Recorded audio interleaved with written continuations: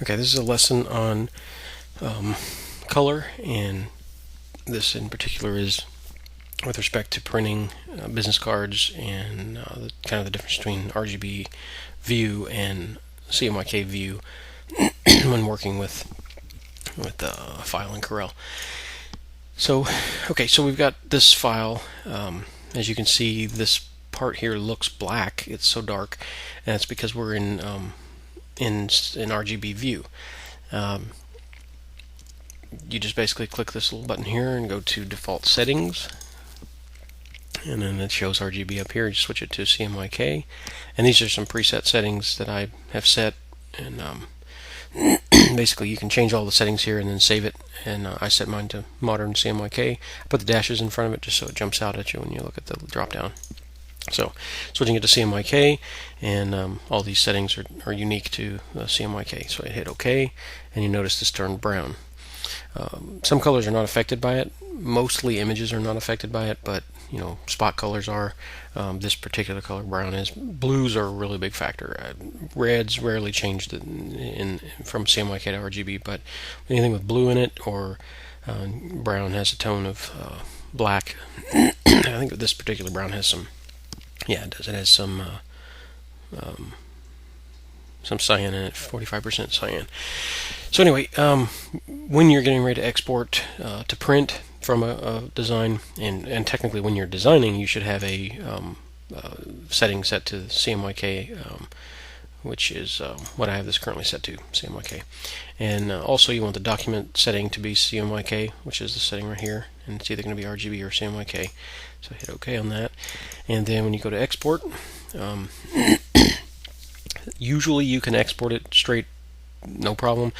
Every now and then you'll come across a file either that I've created, or you'll come across a file that you've created that in an older version of Corel that doesn't have the multiply shadow value, so it's just set to normal. So when you do that, you're going to end up with some gray shadows. So I'm going to go ahead and export this and give that a shot and see what happens.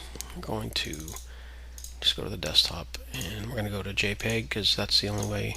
JPEGs and TIFFs and Photoshop files, those are all CMYK. You always give printing files in CMYK. So I'm just going to call this test. I like to export all my all my print files at 400 dpi. So your settings would be like this. It'd be CMYK and 100% quality, anti-aliasing on. Just to give you a visual, the reason why you don't want anti-aliasing off is notice the jagged everywhere. Everything's really jagged on the curves. You turn anti-aliasing on and it's nice and smooth. Nice and smooth. Looks really good when it's printed. Now, this is a perfect example. All of these shadows were created with the exception of this shadow that's on the logo and the shadow that's on this edge here, but the undershadow of those two layers and then the inside shadow of this and the outside shadow of that, these were all done with the wrong shadow. These are older. This looks fine because it was done with a multiply, and so this is what you're going to get right here if you just export it straight. Now the way to avoid this is, go ahead and cancel that, is do what I refer to as an RGB fix before exporting, or just the RGB fix. Really, it's pretty simple. You just convert it to a RGB bitmap, but you want to do it at a high resolution. 600 dpi is what I like to do. RGB, anti-aliasing on, in CMYK view. You hit OK.